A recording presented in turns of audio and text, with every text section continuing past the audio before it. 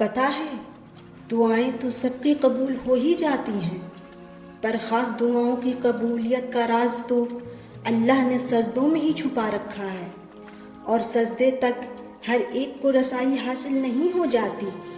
اس مقام تک تو صرف وہی لوگ آتے ہیں جس کی دعاؤں کو اللہ نے نئے سرے سے ان کے پسندیدہ انداز میں قبول کرنا ہوتا ہے۔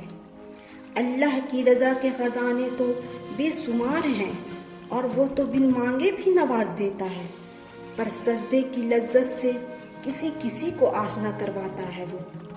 اور جب کوئی سجدے میں گر کر اپنا آپ اللہ کو سونپ دیتا ہے تو پھر اللہ اس کے لیے کافی ہو جاتا ہے، اور اس کا کافی ہو جانا جانتے ہو کیسا ہے؟ تمہاری راہ میں آئے رکاوٹوں کے ہر ایک چٹان کو وہ لمحوں میں گرا دیتا ہے۔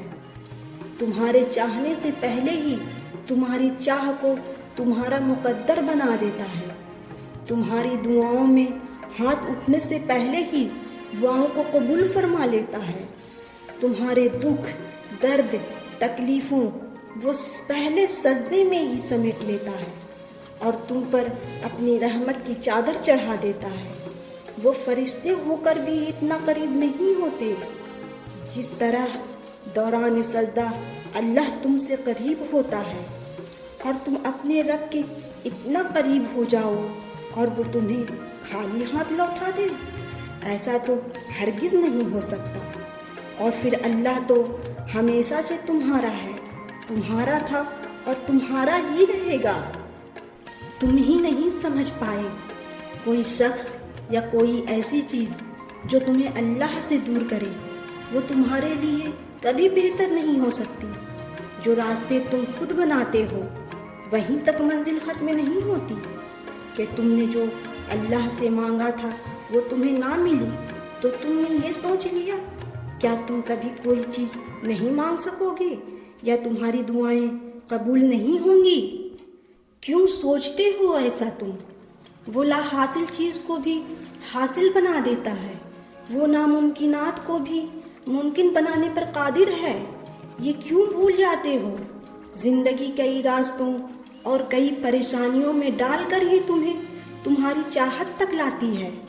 اللہ تمہارے حالات اور تمہاری پریشانیاں تب تک نہیں بدلتا جب تک تمہارا من نہیں بدل دیتا، جب تک ہمیں تمہیں ان چیزوں پر بھی راضی کرنا نہیں سکھا دیتا جو تمہارے لیے بہتر نہیں۔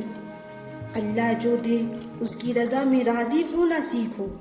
اللہ کے نزدیک صبر کرنے والے بندے بہت پیارے ہوتے ہیں، تو دعا کرنا کبھی مت چھوڑنا، اور ان چیزوں کے جو تمہیں نہیں ملی ان پر صبر کرنا، آخری سانس تک صبر کرنا اور مانگتے رہنا۔ تمہاری سوچ کی ایک حد ہے، لیکن اللہ کے معاوضے کی کوئی حد نہیں۔